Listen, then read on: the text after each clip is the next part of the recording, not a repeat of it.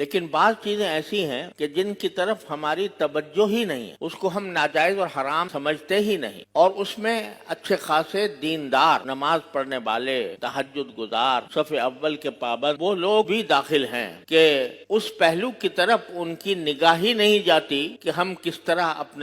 اپنے رزق میں حلال کے ساتھ ہم حرام کی آمیزش کر رہے ہیں۔ عام طور سے یہ لوگ سمجھتے ہیں بھئی ہم تو مزدوری کرتے ہیں، محنت کرتے ہیں، کماتے ہیں، کھاتے ہیں اور نمازیں بھی پڑھتے ہیں، روزے بھی رکھتے ہیں، یہ سارے کام کر رہے ہیں، لیکن ان کو پتہ نہیں ہے کہ خود ان کی زندگی میں بعض ایسی چیزیں شامل ہو گئی ہیں جس کی وجہ سے ان کا لقمہ حرام میں ملا ہوا۔ اس کی ایک مثال میں یہ دیتا ہوں کہ شریعت نے میراث کے احکام قرآن کریم میں تفصیل کے ساتھ نازل فرمایا، اور یہ فرمایا کہ جب کسی کا انتقال ہو تو اس وقت میں سب سے پہلا کام یہ ہونا چاہیے کہ اس کا جو ترکہ ہے، جو کچھ اس نے میراث میں چھوڑا ہے، وہ نقدی ہو، وہ سونا ہو، وہ جائیداد ہو، کوئی مکان ہو، کوئی زمین ہو، وہ شرعی قاعدے کے مطابق آپس میں تقسیم کر لو۔ اگر وہ تقسیم نہیں کی اور کوئی ایک فرد اس کے اوپر قابض رہا تو جس شخص نے اس پر قبضہ کیا ہے وہ اس کے مال میں حرام شامل ہو گیا۔ یہ مسئلہ ہوتا ہے عام طور پر ایک بڑی زبردست غلط فہمی پھیلی ہوئی ہے کہ بھئی ابھی تو انتقال ہوا ہے، ابھی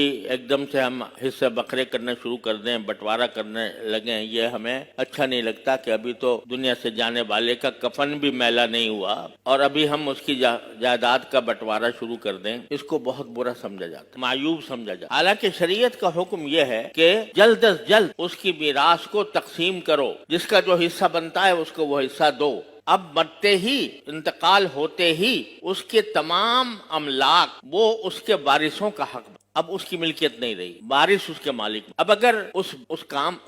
ترکے کو کوئی شخص دوسرے وارثوں کی اجازت کے بغیر استعمال کرتا ہے وہ حرام کرتا۔ میں آپ کو مثال دیتا ہوں کہ جب ہمارے حضرت والد ماجد بانی دارالعلوم حضرت مولانا مفتی محمد شفیع صاحب رحمۃ اللہ علیہ کی وفات، تو میرے شیخ حضرت ڈاکٹر عبدالحی صاحب عارفی قدس اللہ تعالیٰ سرہ وہ تشریف لائے اسی دن جس دن وفات، اور جس دن تجہیز و تکفین ہو چکی تھی یا ہونے والی تھی، اب مجھے یہ صحیح یاد نہیں رہا، اس وقت تشریف لائے تو طبیعت پر بہت زیادہ تھکاوٹ تھی۔ ایک تو صدمے کا اثر تھا، حضرت کو میرے والد ماجد رحمۃ اللہ علیہ سے بہت زیادہ محبت، صدمے کا اثر بھی تھا اور کچھ تھکن بھی تھی، تو کمزوری محسوس ہو رہی۔ تو ہم نے حضرت والد صاحب رحمۃ اللہ علیہ کے سرہانے ایک خمیرہ رکھا رہتا تھا، خمیرہ جو ذرا تقویت کے لیے ہوتا ہے، تو ہم وہ لے آئے کہ حضرت یہ تھوڑا سا خمیرہ تناول فرما لیں تاکہ آپ کی کمزوری دور ہو جائے۔ تو حضرت نے فرمایا بھائی یہ تم کیسے لے آئے، یہ تو اب ترکہ ہو گیا، یہ تو میراث کا حصہ ہو اور یہ اس میں میراث وارثوں کا حق بن گیا، تم نے کیسے اس کے اوپر تصرف کیا کہ مجھے لا کر دے دیا؟ ہم نے عرض کیا کہ الحمدللہ سارے ورثاء موجود ہیں، بالغ ہیں، عاقل ہیں، اور سب اپنی مرضی سے، اپنی خوشی سے یہ آپ کی خدمت میں پیش کر رہے ہیں، اس لیے آپ اس میں تعامل نہ فرمائیں۔ لیکن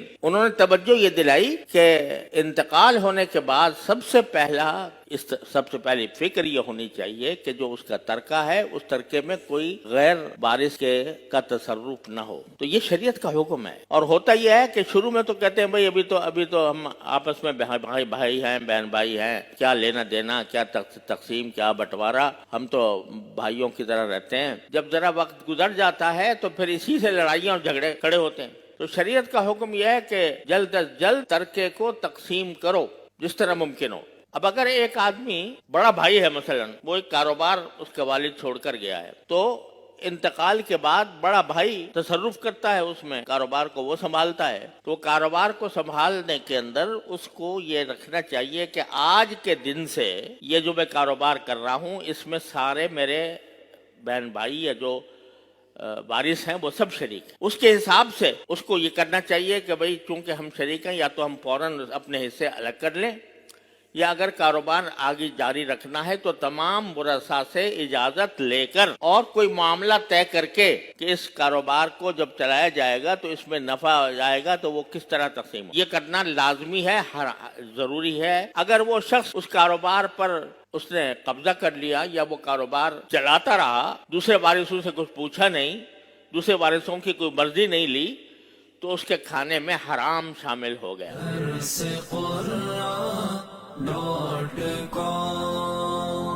www.dasquran.com